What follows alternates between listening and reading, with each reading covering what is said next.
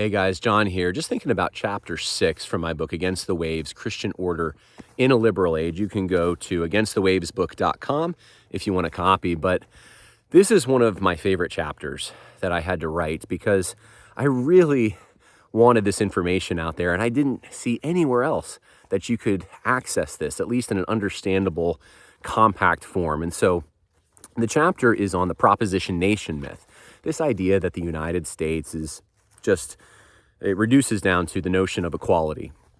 It's this abstraction. You can put the United States in the Middle East by just introducing a little democracy, a little equality, and they'll just be like Americans. Anyone who immigrates here, doesn't matter what language or religion they have, they can be Americans because they'll believe in equality. It's a really low bar.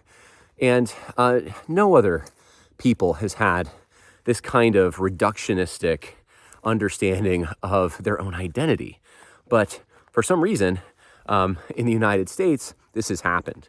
And the more curious thing to me is, how did this get into conservative circles? How come people who call themselves conservatives, who want to conserve the unique, particular things that make America what it is, why would they reduce everything down to this notion of equality?